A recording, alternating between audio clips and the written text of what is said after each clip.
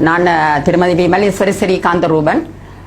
நான் யாழ் மாவட்டத்தின் தமிழரசு கட்சியின் மகளிர் அணியின் செயலாளராகவும் பல்வேறு சமூக மட்ட பெண்களின் அமைப்புகளின் தலைவராகவும் இருந்து வருகின்ற நிலையில் இந்த முக்கியமாக பெண்கள் தொடர்பான விடயத்தை நான் முன்னிறுத்த வேண்டும் என்பதற்காக இங்கு வந்திருக்கின்றேன். தேர்தல் மிக நெருங்குகின்ற இந்த நேரத்தில் இந்த பெண்களின் நிலையில நாங்கள் ஒரு கருத்து கணிப்பீட்டை செய்து பார்த்துக்கின்ற பொழுது 63% பெண்கள் தாங்கள் இந்த முறை வாக்களிப்பில் ஈடுபடுவதில்லை என்ற மாதிரியான ஒரு தோற்றப்பாட்டை தெரிவித்திருக்கின்றார்கள். முக்கியமாக பெண்கள் தான் இந்த வாக்களிப்பில் அதிகப்படியான வாக்குகளை கொடுக்க போகின்றவர்களாக இருக்கின்ற நிலையில அவர்கள் வாக்களிக்க தாங்கள் விரும்பவில்லை என்று சொல்கின்ற ஒரு நிலைப்பாடு எங்களால அவதானிக்கக்கூடியதாக இருக்கின்றது. முக்கியமாக இலங்கையில பெண்கள்லாம் ஆகக்கூடிய வீதத்திலே ஆண்களை விட ஆகக்கூடிய வீதத்திலே பெண்கள் இருந்து கொண்டும் வாக்களிக்க தகுதியானவர்களாக இருந்து கொண்டும் அவர்களுடைய வாக்கிலே அரசியல்வாதிகளாக ஆண்களை அனுப்புகின்ற அந்த நிலையிலே இன்று எதற்காக நாங்கள் வாக்களிக்க வேண்டும் என்ற ஒரு கேள்வியை அவர்கள் முன்வைத்திருக்கின்றார்கள். இந்த விஷயத்திலே பெண்களை நாங்கள் வியப்படைய செய்யறதுக்காக அல்ல, அவர்கள் விழிப்படைய வேண்டும் என்பதற்காகத்தான் இந்த விடயத்தை அவர்களுக்கு கொண்டு செல்வதற்காக இங்கு வந்திருக்கின்றேன். முக்கியமாக இந்த கடந்த காலத்திலே பாதிக்கப்பட்டவர்கள் என்று சொன்னால் அதில் பெண்கள் தான் அதிகமாக இன்று வரை பாதிக்கப்பட்டு கொண்டிருக்கின்றார்கள். முக்கியமாக காயங்களை சுமந்தவர்களாகவும் வலிகளை சுமந்தவர்களாகவும் அந்த கண்ணீரோடைய வாழ்கின்ற நிலையில பெண்கள் தான் இருக்கின்றார்கள். அவர்களுக்கு இன்று வரை எந்த முடிவும் கிட்டாத பெண்களாக அவர்கள் வாழ்ந்து கொண்டிருக்கின்றார்கள். அந்த நிலையில இந்த தேர்தல் காலங்கள்ல கதைக்கப்படுகின்ற பேசப்படுகின்ற அரசியல் ரீதியான பேச்சுக்களிலே கொண்டு வரப்படுகின்ற இந்த விடயங்கள் இந்த பெண்களின் காயங்களை கீறி கிழித்து ரணகலமாக்கின்ற மாதிரியாக ஒரு செயற்பாட்டை அவர்கள் மனங்களிலே கீறல் ஏற்பட்டு இருக்கின்றது. வெளிப்படையாக அவர்களால் சொல்லப்படுகின்றது.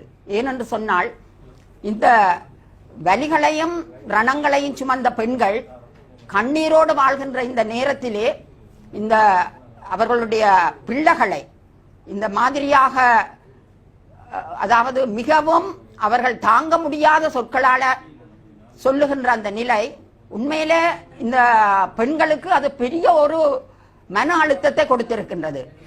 அவர்கள் இவ்வளவு காலமும் கண்ணீரை சுமந்து கொண்டிருந்தவர்கள் இப்பொழுது காலம் கடந்து கவலைகளை மருந்து அந்த காலம் கடந்த மருந்து அவர்களுடைய கவலைகளை கொஞ்சமாவது குறைக்கும் என்று நினைக்கின்ற நேரத்திலே மறுபடியும் அந்த கீறல்கள் அந்த குத்துக்கள் அவர்களுடைய மனங்களை அவர்களுடைய காயங்களை திருப்பியும் ரணமாக்கி கொண்டிருக்கின்றது. இந்த நிலையில தான் அந்த பெண்கள் இந்த தேர்தலில் வாக்களிக்கிறதுக்கு நாங்கள் விரும்பவில்லை. ஏனென்று சொன்னால் எங்கள் மனங்கள் திரும்பவும் வலிகளை சுமந்து கொண்டே இருக்கின்றது என்ற நிலைக்கு அவர்கள் வருகின்றார்கள் என்று நான் நினைக்கின்றேன்.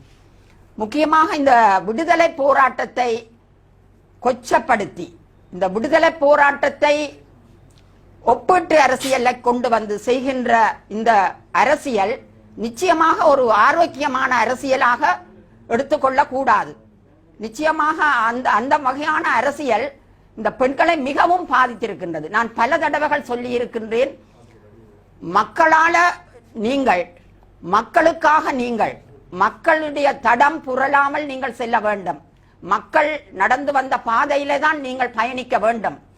மக்களை முன்னோக்கி நீங்கள் பின்னுக்கு செல்ல வேண்டும். இப்படியாக நான் பல தடவைகள் சொல்லி இருக்கின்றேன். ஆனால் இன்று வரை மக்களை புறந்தள்ளி மக்கள் எங்களுக்கு பின்னால் தான் வர வேண்டும் என்று சொல்லிக் கொண்டு போற அரசியல்வாதிகள் நிறைய பேர் இருக்கின்றார்கள்.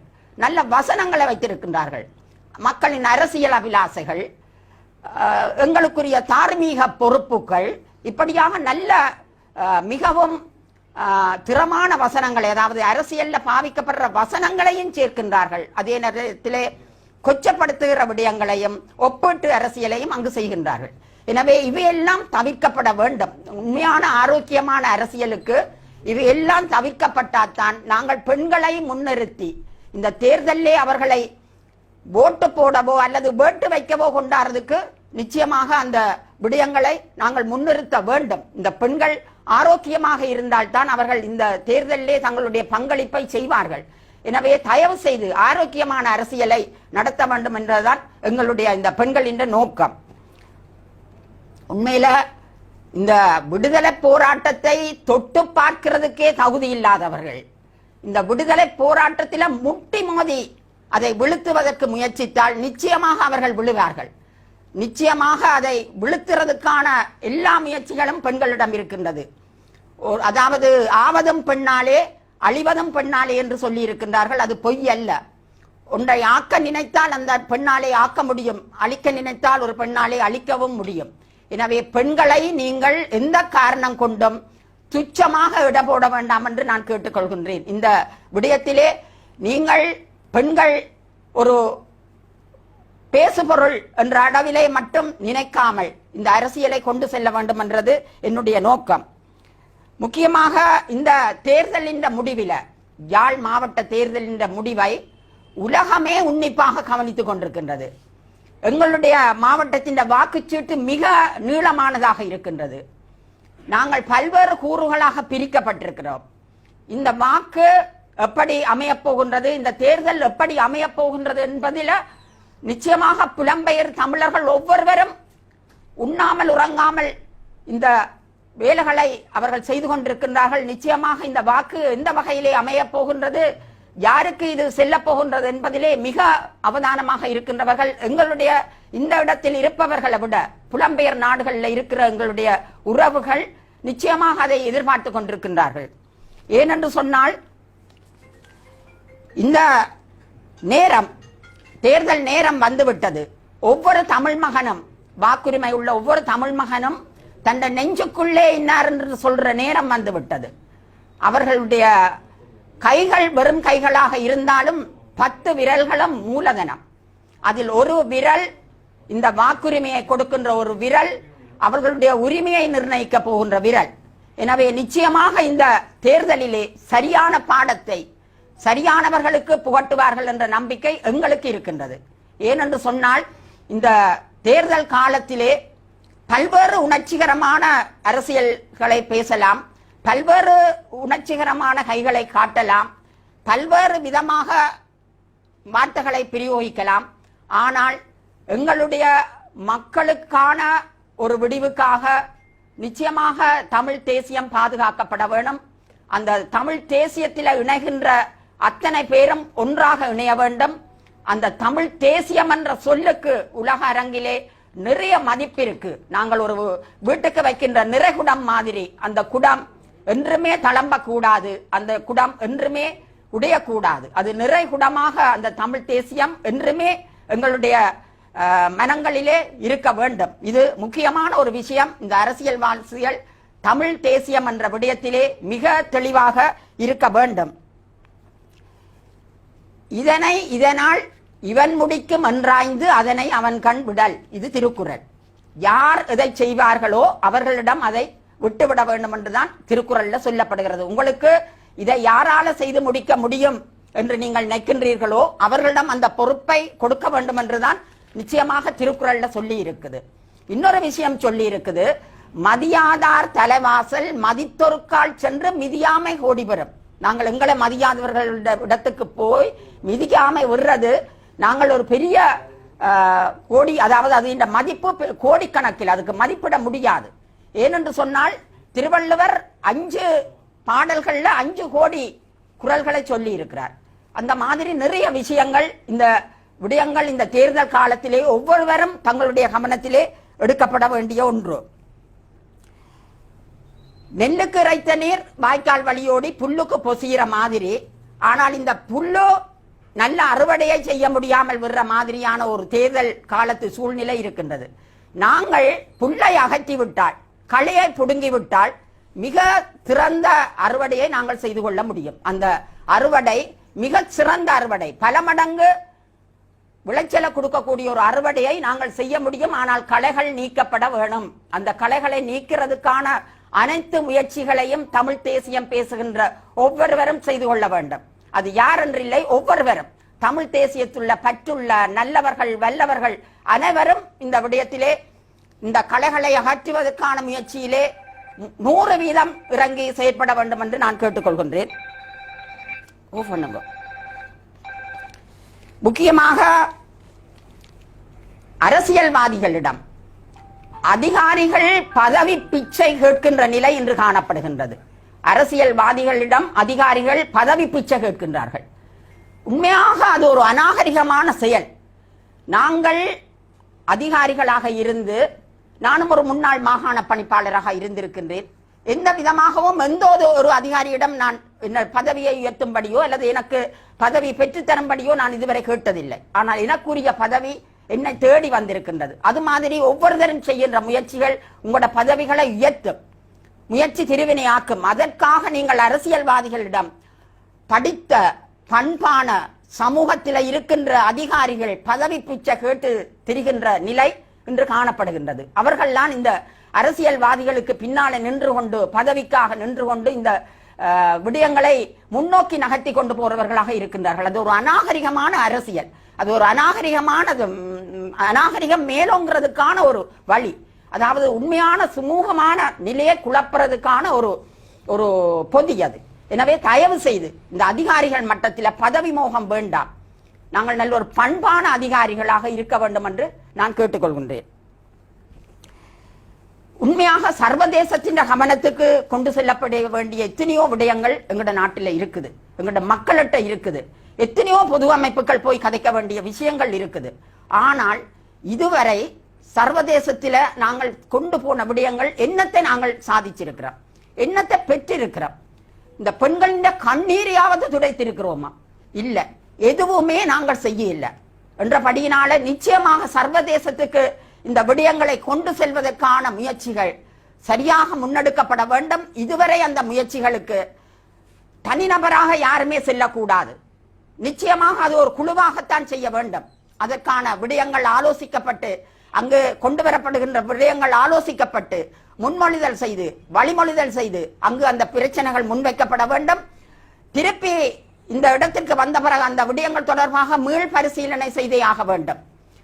அதில் கிடைத்த பெறுபேறு என்ன, நாங்கள் நடந்து வந்த பாதையிலே இருக்கின்ற மிகுதி விடயங்கள் என்ன, அதை நாங்கள் தொட்டு செல்கின்றோமா அல்லது விட்டு செல்கின்றோமா?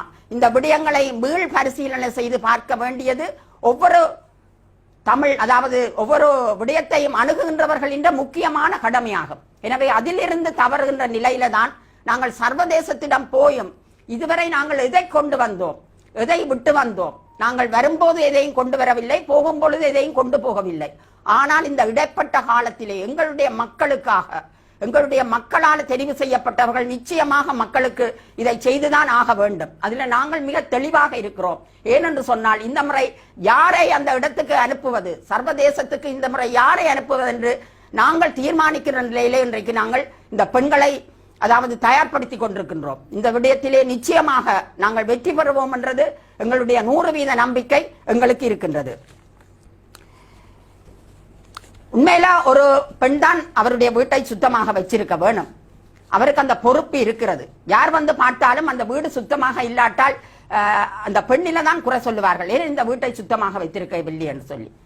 உண்மையில எங்களுடைய வீடு அத்தனையும் சுத்தமாக இருக்க வேணும். அதே மாதிரி எங்களுடைய வீட்டு சின்னமும் சுத்தமாக இருக்க வேணும்.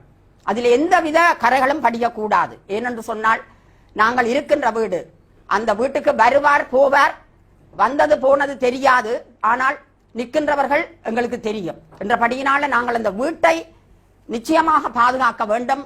வீட்டின் தலைவரையும் நாங்கள் பாதுகாக்க வேண்டும். ஏனென்று சொன்னால் நாங்கள் எங்களுக்குரிய தலைமையை நாங்கள் பாதுகாக்கிற பொறுப்பு எங்கள்கிட்ட இருக்குது. ஏனென்று சொன்னால் அந்த இடத்தை நாங்கள் அந்த வீட்டு தலைவருக்கு, வீட்டு தலைவன் என்று சொன்னால் வருபவர்கள் இந்த வீட்டுக்கு யார் தலைவன் என்று தான் கேட்பார்கள். அந்த வகையில நாங்கள் வீட்டையும் சுத்தமாக வைத்திருக்க வேண்டும். வீட்டு தலைமையையும் சரியாக நாங்கள் கொண்டு நடத்த வேண்டும். அந்த தலைமையை நாங்கள் சரியாக பாதுகாக்க வேண்டிய பொறுப்பு. ஏனென்று சொன்னால் இந்த நேரங்கள்ல பல பதவி ஆசைக்காக பலர் இந்த பல திட்டங்களை தயாரித்து இந்த மாதிரியான விடயங்கள்ல கதைக்கின்ற காற்று வழியான செய்திகள், ஊடக வழியான செய்திகளை பார்க்கின்ற பொழுது இதுல வேறு புரட்சிகள் ஏற்பட்டு விடுமோ என்ற மாதிரியான ஒரு அசைவுத்தன்மை, ஒரு மாதிரியான ஒரு தன்மையே காணப்படுகின்றது. அதாவது ஒரு நல்ல மாதிரியான போக்கு அங்கு காணப்படவில்லை. அதனால நாங்கள் வீட்டை சுத்தமாக அந்த வீட்டை நாங்கள் என்றும் காலங்காலமாக பார்க்க வேண்டிய கடமை ஒவ்வொரு பெண்களுக்கும் இருக்கு. நாங்கள் எங்களுடைய வீட்டை எப்படி பார்க்கின்றோமோ அதே மாதிரி நாங்கள் எங்களுடைய வீட்டு சின்னத்தையும் நாங்கள் பாதுகாக்க வேண்டும். அதற்காக நாங்கள் துப்புரவு செய்ய வேண்டும். அதற்காக நாங்கள் நன்றாக சாம்பிராணி போட்டு அதை இந்த நோய் நொடி இல்லாமல் நல்ல நல்ல நிலையிலே அங்கு வந்தால் நல்ல வாசம் வீசுது, நல்லொரு மனம் வருகுது, நல்லொரு சுவாத்தியமாக இருக்கின்றது என்று சொல்லக்கூடிய வகையிலே வைக்க வேண்டியது எங்களுடைய ஒவ்வொரு பெண்களதும் கடமையை. அதற்காக இந்த பெண்கள் எங்களுடன் இணைய வேண்டும். இந்த அமைப்புகள் இந்த பெண்களை விழிப்பூட்டுறதுக்காக சமூகமற்ற அமைப்புகள் பெண்களை தேர்தலில் வாக்களிக்க முன்னுக்கு கொண்டு வர வேண்டும். அவர்கள் வேண்டாம் என்று சொன்னாலும் கூட அதற்கான விளக்கத்தை சொல்லி அவர்களை எந்த காரணம் கொண்டும் இந்த வாக்களிப்பிலே அவர்களை ஈடுபடுத்த வேண்டும். ஏனென்று சொன்னால் நாங்கள் எங்களுடைய கணிப்பிலே அவர்கள் வாக்களிக்காமல் விட்டால் நிச்சயமாக அந்த வாக்குகள் அத்தனையும் வேறு திசையில் மாற்றப்பட்டுவிடும். அதனால நாங்கள் நினைக்கின்றோம் அவர்கள் இந்த தேர்தலில் தங்களுடைய முழுமையான வாக்குகளை கொடுப்பார்கள் என்று நாங்கள் நிச்சயமாக நினைக்கின்றோம். அதற்காகத்தான் உண்மையில இந்த பெண்களை வெளிப்படைய செய்ய யாழ் மாவட்டத்தில் உள்ள சமூகமற்ற அமைப்புகள் அனைத்தும் ஒன்றிணைய வேண்டும். சமூகமற்ற அமைப்புகள் ஊரூராக வீடு வீடாக சென்று அவர்களுக்கான அந்த அறிவுரைகளை வழங்க வேண்டும். உண்மையில பெண்களை பொறுத்தவர்கள் அவர்களுடைய நல்ல ஒரு கை தொலைபேசி இல்ல, அவர்களுக்கு அதாவது தொலைக்காட்சியை பார்க்கிறதுக்கு நேரம் இல்ல, செய்திகளை கேட்கிறதுக்கு நேரம் இல்ல. அப்படியான ஒரு சூழ்நிலையில வாழ்ந்து கொண்டிருக்கின்ற பெண்களுக்கு இந்த நாட்டிலே இப்படியான பிரச்சனைகள் நடக்கின்றது என்றதை பாமர மக்களுக்கு தெரியாது. ஆனால் நாங்கள் அவர்களுடைய ஓட்டை பாவித்து நாங்கள் என்னென்னவோ எல்லாம் செய்கின்றோம். இந்த மாதிரியான வேலைகளை நாங்கள் செய்யறதுக்கு எங்களுக்கு ஒரு மனச்சாட்சி வேணும். எங்களுக்கு நீதித்துறை தேவையில்லை. ஒவ்வொரு தரம் தங்களுடைய மனச்சாட்சியை தொட்டு பார்த்தால் தெரியும் நாங்கள் இந்த மக்களுக்கு என்ன செய்தோம் என்ற வகையிலே நிச்சயமாக நாங்கள் இந்த முறை தேர்தலிலே பெண்களை ஈடுபடுத்துவதற்காக அனைத்து மகளிர் அமைப்புகளோடையும் எங்களுடைய தொடர்புகளை ஏற்படுத்தி நாங்கள் ஒரு 70 குழுக்களாக ஒவ்வொரு குழுவிலும் 9 பேர் அடங்கிய 70 குழுக்களாக நாங்கள் களமிறங்க உள்ளோம். இந்த தேர்தல் காலத்திலே நிச்சயமாக நாங்கள் இதனை ஒரு நல்ல முடிவாக உலக மக்களுக்கு, உலக மக்களின் கண்களுக்கு, உலக நாடுகளுக்கு இந்த வெற்றியை நாங்கள் தெரிவிப்போம் என்று கூறிக்கொள்ள விரும்புகிறேன். வீடு சுத்தப்படுத்த வேண்டும், மற்றது சாம்பிராணி போட்டு வாசம் அடிக்க வைக்க வேண்டும் என்று தெரிவிப்பீங்க. உங்களது வீடு அவ்வளவுக்கு அதிகமாக சுத்தமாகவும் ஒரு நாட்டம் எடுக்கும் இடமாகவும் இருப்பதாக நீங்கள் இப்ப கருதுகிறீர்களா? காரணமே உண்மையில வீடு இப்ப வீட்டை பற்றி இதுவரை காலமும் யாருமே அதனை கதைத்ததில்லை. இந்த வீடுல இப்படி இருக்கிறார்களா அப்படி இருக்கிறார்கள் என்று கதைக்கவில்லை. இந்த வீட்டை பற்றி அந்த வீடு அழகாகத்தான் இருந்தது, இவ்வளவு காலமும் நன்றாகத்தான் இருந்தது. ஆனால் இன்று இந்த தேர்தல் பிரச்சாரங்களிலே இந்த வீட்டிலே இருக்கின்றவர்கள் செய்கின்ற அதாவது சில அரசியல் பேச்சுக்கள்ல, அரசியலுக்கு வர வேண்டும் என்பதற்காக காணப்படுகின்ற உணர்ச்சிகரமான பேச்சுக்கள்ல எதை பேசுகிறோம், எதை நாங்கள் இந்த மக்களுக்கு கொண்டு செல்லுகின்றோம், எதை நாங்கள் சொல்லுகிறோம், இந்த மக்கள் மனங்கள் நோகாதா? அந்த மக்கள் மனங்கள் வீடுகள்ல நோகுது, மக்கள் மனங்கள் வெந்து சாகுது. ஆனால் அதை யோசிக்காமல் இந்த வீட்டிலே இருந்து பேசுகின்றார்கள். அதனைத்தான் நாங்கள் வெறுக்கின்றோம். வீட்டிலே இருந்து இந்த மாதிரி மக்களின் மனங்களை நோகடிச்சு, மக்களின் மனங்களை சாகடித்து, மக்களின் குருதியில அதாவது குளிர் காய்ந்து இருக்கிறவர்களை நாங்கள் நீக்கி அந்த சாம்பிராணி என்ற வாசத்தை போட்டால் நிச்சயமாக வீடு பழைய நிலைக்கு திரும்பும். ஒரு வலுவான கட்சி என்ற வகையில, நீண்டகால பாரம்பரியம் கொண்ட ஒரு கட்சி என்ற வகையில அதனுடைய மகளிர் அணியும் ஒரு பாரிய சக்தி உள்ளது. அந்த வகையில மகளிர் அணியும் ஊடாக கட்சி ஊடாக இந்த எங்களோட மாதல் அபிவிருத்திக்கு என்ன விதமான திட்டங்கள் இதுவரை நீங்க செய்திருக்கிறீங்க? மகளிர் அணி உண்மையில தமிழரசு கட்சி ஆரம்பித்த காலத்திலே இருந்தே மகளிர் அணி இருந்தது, இளைஞர் அணி இருந்தது. மகளிர் அணி எத்தனையோ வேலை திட்டங்களை செய்திருக்கு, பாத யாத்திரைகள் செய்திருக்குது. ஆனால் இடைப்பட்ட காலத்தில் இந்த மகளிர் அணி அற்றுப்போய் என்று சொல்லி போராட்ட காலங்களில் மகளிர் அணி ஒரு படையாக இருந்தது. ஆனால் இந்த அரசியல் ரீதியான மகளிர் அணி இந்த குறிப்பிட்ட இடைக்காலங்களில் அற்றுப்போய் இருந்தது. ஆனால் நாங்கள் அதை புதுப்பித்துக் கொண்டோம். உண்மையில மகளிர் அணி இந்த அரசியல் மேடைகளுக்கு பெண்களை கொண்டாடுறதுக்காக நிறைய வேலை திட்டங்களை செய்திருக்குது. அரசியல் அதாவது பொலிட்டிக்கல் பிளாட்ஃபார்ம் என்று சொல்லப்படுகின்ற அரசியல் மேடையில பெண்கள் நிச்சயமாக பங்கு பெற்ற வேணும். அவர்கள் எப்படியான நோக்கங்களை கொண்டு வர வேண்டும், என்ன வகையாக அவர்கள் ஆளுமையை வளர்த்துக் கொள்ள வேண்டும், என்ன வகையான தலைமைத்துவ பண்புகளை கொண்டிருக்க வேண்டும் என்ற எல்லா விடயங்களும் இந்த மகளிர் அணியால செய்யப்பட்டிருக்குது. ஆனால் இந்த மகளிரை உள்வாங்குற தன்மை இந்த அரசியல்வாதிகளிடம் இல்லை. ஏனென்று சொன்னால் பெண்களின் வாக்குகள் வேணும், ஆனால் அவர்களின் அந்த அரசியல் பிரவேசம் வேண்டாம் என்ற நிலையில நாங்கள் நிறைய வேலை திட்டங்களை மகளிர் அணி ஊடாக செய்து இருக்கின்றோம். ஊடகங்கள்ல நாங்கள் பார்க்கின்ற பொழுது சமூக ஊடகங்களும் சரி, ஊடகங்களையும் அடுத்த தமிழிசை கட்சிக்கு தலைமை தாங்க போறார் சிறிதர் என்றும் தமிழ் தேசிய கூட்டமைப்புக்கு சுமந்திரன் தலைமை தாங்க போறோம் பேர் சொல்லாடி வருது. அதுகளோட நீங்க என்ன கருதுறீங்க? உண்மையில அது காற்று வழி வந்த பேச்சு. ஏனென்று சொன்னால் அவர்கள் தலைமை தாங்கிற தாங்கள் எடுத்த முடிவில அவர்கள் தாங்கள் முடிவெடுத்திருக்கிறார்கள். எனக்கும் ஒரு ஆசை இருக்கும், இலங்கையின் ஜனாதிபதியா நான் வர வேணும் என்ற ஆசை எனக்கு இருக்கலாம் என்று நான் நினைக்கலாம். அது நினைப்பு. அந்த நினைப்பு தான் இப்ப பிழைப்ப கெடுக்க போகுது. அந்த நினைப்பு இருக்கு, அது நிச்சயமாக அவர்களுடைய பிழைப்ப கெடுக்க போகுது. அதுதான் அந்த நினைப்பு. அந்த நினைப்பு உண்மையில இந்த அரசியல் இந்த காலத்துல அவர்களுக்கு நல்ல வடிவான பாடத்தை கற்றுக் கொடுக்கும்.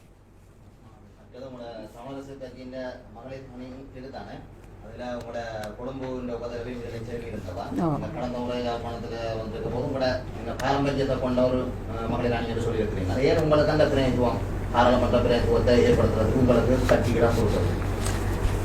நாங்கள் தமிழர் அரசியல்ல நாங்கள் நிறைய காலம் தமிழரசு கட்சி தான். நாங்கள் எங்களோட பிறப்புரிமையே தமிழரசு கட்சி. ஆனால் நாங்கள் தமிழரசு கட்சியில இருந்த நாங்கள், இந்த அரசியல் அனுபவங்கள் உள்ள நாங்கள் இந்த வகையான இந்த அரசியல் பிரவேசத்துக்கு நிச்சயமாக தமிழரசு கட்சி அதற்கு இடம் கொடுத்தது. நாங்கள் கொடுக்கவில்லை என்று சொல்ல இல்லை, எங்களுக்கு இடம் கொடுத்தது. ஆனால் இந்த அரசியல் ஆர்வமாக இருக்கிறவர்கள், தமிழருக்கான தேவைகளை நிறைவேற்றுகிறவர்கள், தமிழ் அரசியல் கட்சியில இருந்த பெண்களுக்காக குரல் கொடுப்பவர்கள், அல்லது இந்த மண்ணின் விடுதலைக்காக பாடுபட்டவர்களை இந்த தமிழரசியல் கட்சியில இருக்கிற சிலர் தமிழரசு கட்சியில இருக்கிற சிலர் புறந்தள்ளி அவர்கள் தங்களுடன் இருந்து தொழில்படுகின்ற சில பெண்களை, அதாவது கொழும்பு ரக்கம் என்று சொல்லி அதிகமாக பத்திரிகைகளில் நீங்க பார்த்திருப்பீர்கள், இந்த கொழும்பு ரக்கம் செய்கின்றார்கள். முந்தி யாழ்ப்பாணத்திலிருந்தான் கொழும்புக்கு மாம்பழம் போறது, இப்ப கொழும்புல மாம்பழம் இங்க வருது யாழ்ப்பாணத்துக்கு. அதிலிருந்து உங்களுக்கு தெரியும், இப்ப யாழ்ப்பாணத்து மாம்பழத்தை விட்டு கொழும்பிலிருந்து மாம்பழம் கொண்டு வருவதற்கு முயற்சித்திருக்கிறார்கள். அதுதான் உண்மையாக இந்த யாழ் மாவட்ட இந்த ஆர்வலர்கள் புறந்தள்ளப்பட்டதுக்கான காரணம். தமிழரசு கட்சியை பொறுத்தவரையில புலம்பெயர் சமூகங்களிலிருந்தும் புலம்பெயர் அமைப்புகளிலிருந்தும் பல கோடி ரூபாய் நிதி வந்ததாக பத்திரிகைகளோட வெளிப்படுத்தப்பட்டிருந்தது. அந்த நிதி தொடர்பில் என்ன திட்டங்களில் மேற்கொள்ளப்பட்டவன செய்திகள் ஒன்றும் என்ன வழியாக அது தொடர்பில் உங்களோட கருத்து சொல்லுவாங்க.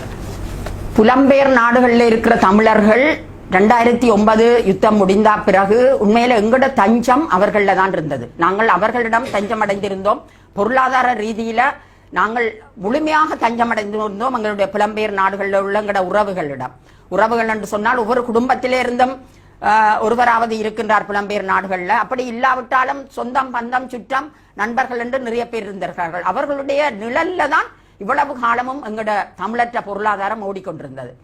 ஆனால் அவர்கள் யோசித்தார்கள், இந்த மாதிரியான ஒரு பொருளாதாரத்தை நாங்கள், அதாவது மீனுக்கு வலையை கொடுத்து பிடிக்க வைக்கிறத விட நெடுக மீனை பிடிச்சு கொடுக்கிறது கஷ்டம் என்று அவர்கள் நினைத்து ஒரு சமூக மட்ட அமைப்புகளை பலப்படுத்தி, அதாவது பெண்களின் வறுமையை போக்குறதுக்காக, உண்மையில வன்னி மாவட்டத்தில் முல்லைத்தீவு கிளிநொச்சி பகுதிகளில் உங்களுக்கு தெரியும், நிறைய பெண்கள் நுண்ணிதி கடனை பெற்று அந்த நுண்ணிதி கடனை செலுத்த முடியாமல் பிள்ளைகளோட 2 பிள்ளைகளோட கூட கிணத்துல குதித்து தற்கொலை செய்திருக்கிறார்கள். பட்டினி சாமால தங்களால பட்டினியை தாங்க முடியாமல் தங்களோட பிள்ளைகளையும் நஞ்சு கொடுத்து கொலை செய்து தாங்களும் நஞ்சருந்தி இறந்திருக்கிறார்கள். இந்த வகையில பல்வேறு துன்பங்களை எங்களுடைய மக்கள் அனுபவிக்கின்றார்கள் என்று அறிந்துதான் இந்த புலம்பெயர் தமிழர்கள் இரவு பகலாக உழைத்து குளிர் பார்க்காமல் அந்த கடும் குளிரிலும் உழைத்து தாங்கள் உண்ணாமல் உறங்காமல் உழைத்த நிதியை எங்கட மக்களுக்காக கொடுத்திருக்கிறார்கள். இந்த கிராம மட்ட அமைப்புகள், பெண்கள் அமைப்புகளை வலுப்படுத்துங்கள். நுண்நிதி கடனண்டு ஆண்கள் பெண்களை தொந்தரவு செய்கின்ற பொழுது பல பிரச்சனைகளுக்கு பெண்கள் உள்ளாகின்றார்கள். அதாவது மலசல கூட குழியில விழுந்திருந்த பெண்கள் கூட எத்தனையோ பேர் இருக்கின்றார்கள். பிள்ளைகள் இந்த வாயை பொத்தி சத்தம் வராமல் அமுக்கி வைத்து மூச்சு திணற வைத்த பெண்கள் எத்தனையோ பேர் இருக்கிறார்கள். அந்த நிலையில தான் இந்த பெண்கள் அமைப்புகளூடாக வலுப்படுத்தி இந்த பெண்களை நல்லதொரு ஆரோக்கியமான சமூகமாக கொண்டு வர வேண்டும் என்றுதான் இந்த புலம்பெயர் தமிழர்கள் இந்த பெண்களுக்காக, இந்த நாட்டு மக்கள்ல பாதிக்கப்பட்டவர்களுக்காக நிறைய பொருளாதார உதவிகளை செய்திருக்கிறார்கள். ஆனால் அந்த பொருளாதார உதவிகள் எதுவுமே எங்களால் இங்கு எங்களுடைய அமைப்புகளுக்கு அது வந்து சேரவில்லை. அந்த பொருளாதார உதவிகள் யாரிடம் கொடுக்கப்பட்டதுன்றதுக்கான விசாரணையை நாங்கள் இப்ப முன்னெடுத்திருக்கிறோம். அந்த விசாரணை புலம்பெயர் அமைப்புகளுக்கு கேட்கப்பட்டிருக்கின்றது.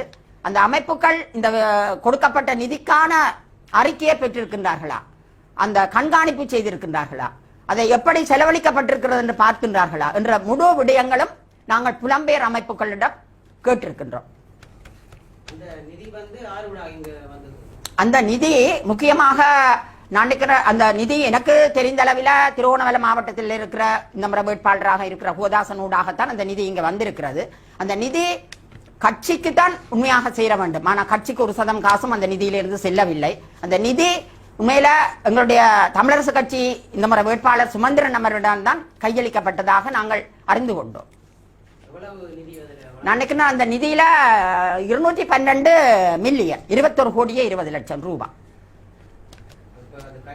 கட்சிக்கு வந்தது கிடைக்கிறது சொல்ற நிலையில அது தனிப்பட்ட முன்னாள் பார்லமெண்ட் உறுப்பினர்களால் தனிப்பட்ட ரீதியாக அது மோசடி செய்யப்பட்டு விட்டதா கருதலாம். அது மோசடி செய்யப்பட்டதா அல்லது அது எவ்வாறு செலவழிக்கப்பட்டது என்ற விவரங்களை நாங்கள் கூறியிருக்கிறோம். அதற்காக கொடுத்தவர் அதை கேட்க வேணும். என்னத்துக்காக நான் தந்த பணம் எவ்வாறு செலவு செய்யப்பட்டது அந்த விவரங்கள் வரும்பொழுதுதான் அது உண்மையாக அது செலவுக்கு கொண்டு செல்லப்பட்டதா அல்லது மோசடி செய்யப்பட்டதா என்ற தீர்மானத்தை நாங்கள் நிச்சயமாக எடுப்போம். அதுல நாங்கள் எந்த காரணம் கொண்டும் அதை நாங்கள் விட்டு வைக்க மாட்டோம்.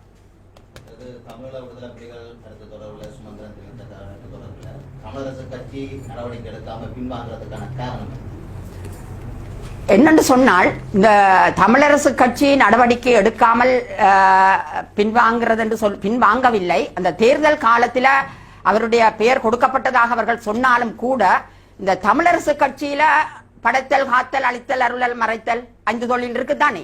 எங்கட சிவபெருமானே அதை தான் தனியா செய்ய இயலாமல் 5 பேரிட்ட கொடுத்திருக்கிற. படைக்கிறதுக்கு பிரம்மா, காக்கிறதுக்கு விஷ்ணு, இப்படியே கொடுத்திருக்கிற. ஆனால் இந்த தமிழரசு கட்சியில இந்த 5 தொழிலையும் ஒருவர் கையில் எடுத்திருக்கிறார். அதாவது அது கொடுக்கப்படவில்லை, அத்துமீறி எடுத்த அந்த தொழில்கள். அதில்தான் அவர் இந்த விடயத்தில் அவர் தெரிவித்த கருத்து, இது தமிழரசு கட்சி உண்மையில நாங்கள் நிறைய விடயங்களை பேசி இருக்கிறோம், இன்றும் நாங்கள் பேசிக்கொண்டுதான் இருக்கிறோம். அதற்கான ஒரு முடிவு மிக விரைவில் தமிழரசு கட்சியால் அதற்கான ஒரு முடிவு கொடுக்கப்படும். வழங்கப்பட்ட நிதி உறவுல தமிழரசு கட்சியுடைய மத்திய குழு கூட்டங்கள் ஆராயப்பட்டதா? அதுல தெரிவிக்கப்பட்டது பொருளாளரால சகல விவரங்களும் கேட்கப்பட்டிருக்குது. அந்த விவரங்கள் நிச்சயமாக கொடுக்கப்பட வேணும். பொருளாளருக்கு கேட்கப்பட்டது. தமிழரசு கட்சியினர் கொழும்புக்குள்ள தலைவர் தவராசாவை தமிழரசு கட்சிக்குள்ள அரசியல் பிரவேசத்துக்கு செல்வதற்கு ஒரு சிலர் தடுப்பதாக கூறப்படுகிறது. இந்த கருத்து உண்மை. தவராசாவை நிச்சயமாக அவர் தமிழரசு கட்சிக்கான அனைத்து வேலைகளையும் செய்கின்றவர், கொழும்பு கிளை என்ற தலைவர். அந்த கொழும்பிலே கூட நாங்கள் போட்டியிடுறதுக்கான சகல பிரயத்தனங்களும் செய்யப்பட்டது. சகல தகுதிகளும் அங்கு உள்ளவர்களுக்கு இருக்கு. நிச்சயமாக எங்களுக்கு ஒரு வேட்பாளர் அங்கு தெரிவு செய்யப்பட்டிருப்பார். ஆனால் அதை கூட விடாமல் அவரை இந்த கட்சிக்குள்ள கொண்டு வர விடாமல் செய்கின்றது இந்த தமிழரசு கட்சியில இருக்கிற அவரோட சேர்ந்து அவருடைய தொழிலை செய்கின்ற இன்னொரு சட்டத்தரணி தான். அவர் தவராசா இதுக்குள்ள வரக்கூடாதுன்றதுல நிச்சயமாக 100% அவர் அந்த முடிவை எடுத்திருக்கிறார். அவர் இதற்குள் வரக்கூடாது. ஏனென்றா தேசிய பட்டியல்ல தவராசாண்ட பெயர் தான் முன்மொழியப்பட்டது. அவருக்கு அடித்து சொல்லப்பட்டதும் உங்களுடைய பெயர் தான் முதலாவது பெயராக முன்மொழியப்பட்டிருக்கிறது சொல்லப்பட்டது. அதற்காக அவர் வேட்புமனு தாக்கல் செய்யறாண்டு யாழ்ப்பாணத்துக்கு வந்திருந்தார். ஆனால் திடீரென்று மறுநாள் அறிவிக்கப்பட்டது அவருடைய தேசிய பட்டியல் 2ஆம் இடத்துக்கு சென்று விட்டது என்று சொல்லி. தவிர்க்க முடியாத ஒரு சக்தி, அது தொடர்பான அபிமானம் எல்லாருக்குமே இருக்கு. இப்போ இந்த வகையில் தமிழரசு கட்சியை சேர்ந்த ஒரு வேட்பாளர் ஸ்ரீதரன் நேரடியாக சொல்லியிருக்கிறார், விடுதலை போராட்டத்தில் ஈடுபட்டவங்க அண்டன் பாலசிங்கத்தை ஒப்பிட்டு சுமந்திரனுக்கு பேசியிருக்கிறார். அந்த விஷயம் ஒரு மனக்கலப்பா மசப்பான விஷயமா மக்களால புலம்பெயர் மக்களாலையும் இங்கேயும் அது நோக்கப்படுது. அது நீங்க என்ன உண்மையில என்ன பேசுறேன்னு தெரியாமல் தான் இந்த கூட்டங்கள்ல பேசுகிறார்கள். அவர்கள் நினைக்கிறேன் இரவு நித்திர கொள்ளாமல் போய் கதைக்கின்றார்களோ அல்லது வேற விதமாக கதைக்கின்றார்களோ. உண்மையில அவர்களுடைய பேச்சு ஒரு நிதானமற்ற பேச்சாகத்தான் இருக்கிறது. மக்களுக்கு நாங்கள் இதை கொண்டு போக வேணும், மக்களுக்கு என்ன செய்ய போகிறோம் என்றதை விட்டு ஏதோ எல்லாம் ஒப்பிட்டு ரீதியில பேசிக் கொண்டிருக்கிறார்கள். இவர்களுக்கு அதை பேசுறதுக்கான எந்த ஒரு தேவையும் அங்க இல்லை.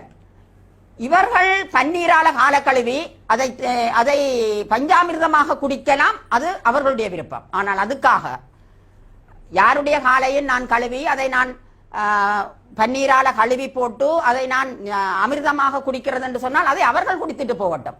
அதற்காக விடுதலை போராட்டத்தையோ அல்லது விடுதலை போராட்டத்தின் ஒப்பீட்டு ரீதியான அரசியலை செய்யறதுக்கோ அவர்களுக்கு எந்த தகுதியும் இல்லை. அவர்களுக்கு அதை யாருமே கொடுக்க இல்லை. நீங்கள் அந்த ஒப்பீட்டு அரசியலை செய்யும் கொண்டு கொடுக்க இல்லை. அவர் தான் இன்றைக்கு எங்கட ஒவ்வொரு தரம் மனிதன் ஒவ்வொரு தனம் அவன் தான்.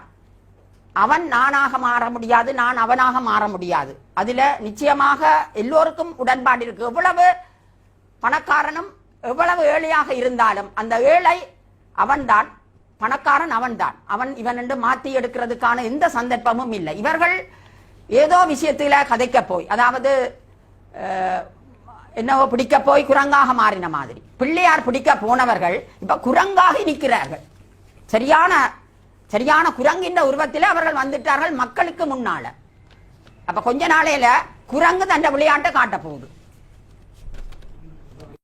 பெண்கள் என்ற வகையில இப்ப தமிழக கட்சியிலிருந்து தவிர்க்கப்பட வேண்டியவர்கள் என்று சொல்ல ஒரு சாரப்பட விஷயத்தை நீங்க சொல்றீங்க. ஆனால் அப்புறம் சொல்ற விஷயங்கள் பாவர மக்களை போய் சென்றடைய மாட்டதுல இல்லை. அதை தெளிவாடிங்கள் ஆறு அந்த சொல்றீங்களோ அது உங்களுக்கு அந்த பொறுப்பும் இருக்குது. அந்த பெண்களை உங்களோட தமிழக கட்சியை வளர்க்க வேண்டிய பொறுப்பு உங்களுக்கு இருக்குது. அதனால தமிழக கட்சியிலிருந்து நீக்கப்பட வேண்டிய ஆறு என்ற விஷயத்தையும் அந்த மக்களுக்கு தெளிவாக சொல்ல வேண்டிய விஷயம் இருக்குது. அப்ப பாமர மக்களுக்கும் சென்றடையும். அந்த விஷயத்தை நீங்க தெளிவாக சொல்றது நீங்க தயங்குறீங்களா? இல்ல ஒரு நாள் நாங்க தயங்கவில்லை. என்னதுக்காக நாங்கள் பயப்பட வேணும்? நாங்கள் பயப்படவே மாட்டோம். பயமண்டா என்னென்று அறியாதாக்கள்லாம் நாங்கள். அப்படி அறிஞ்சிருந்தா நாங்கள் இந்த மேடைக்கே வந்திருக்க மாட்டோம், இந்த இதை முன்னெடுக்க வந்திருக்க மாட்டோம். எங்களுக்கு பயமண்டால் என்னென்று தெரியாது. யாருடைய பெயரையும் எங்கையும் எந்த இடத்திலும் எல்லார் முன்னிலையிலும் சொல்ல நாங்கள் தயங்க மாட்டோம். அந்த விஷயத்துல நாங்கள் பெண்களுக்கு நல்ல வடிவாக வலுவூட்டுவதற்காக மட்டுமல்ல, பெண்கள் விளங்கிக் கொள்ற முறையிலும் சொல்லி இருக்கிறோம். ஏனென்று சொன்னால் கல்லா பார்த்தா தான் கல்லா தெரியும், கல்ல கடவுளா பார்த்தா அது கடவுளா தான் தெரியும். அந்த விஷயத்துல நாங்கள் நல்ல தெளிவாக பெண்களுக்கு சொல்லி இருக்கிறோம். நாங்கள் உண்மையில எங்கட இந்த விஷயத்துல விடுதலை போராட்டத்தை கொச்சப்படுத்திய சுமந்திரனை சொல்லி இருக்கிறோம். இந்த ஒப்பீட்டு அரசியல இந்த மாதிரி பேசுற என்னென்றால் இந்த காலங்களுக்கு முன்பு, சில காலங்களுக்கு முன்பு இந்த இன்றைக்கு ஒப்பீட்டு அரசியலை பேசிய ஸ்ரீதரனை உயர்வான இடத்தில் ஒவ்வொரு பெண்களும் வைத்திருந்தார்கள். விடுதலை போராட்டத்தின் ஒரு முக்கிய புள்ளியாக வைத்திருந்தவர்கள் இந்த பெண்கள் ஸ்ரீதரனை. ஆனால் இன்று அவர் நிற்கின்ற நிலையை பார்த்து பெண்கள் ஆச்சரியப்பட்டுள்ளார்கள், வியப்படைந்திருக்கிறார்கள், வேங்கி போனார்கள். இவரா இப்படி? உங்களுக்கு தெரியுமா? பச்சோந்தி தற்கொலை செய்து கொண்டது. பச்சோந்தி குடும்பமே தற்கொலை செய்துட்டுது. தெரியுமா உங்களுக்கு? தற்கொலை செய்தது உங்களோட ஊடகங்கள்ல வர இல்ல வந்திருக்கா? இல்ல. பச்சோந்தி குடும்பமா தற்கொலை செய்துட்டுது. ஏனென்று சொன்னால் இதுவரை நிறம் மாறுற போட்டியில நான் தான் முதலாவது இடத்துல இருந்த நான். ஆனால் இப்ப நிறம் மாறுற போட்டியில என்னை விட ஒருவர் முந்திக் கொண்டார் என்றபடியினால் அது குடும்பத்தோடய தற்கொலை செய்துட்டது.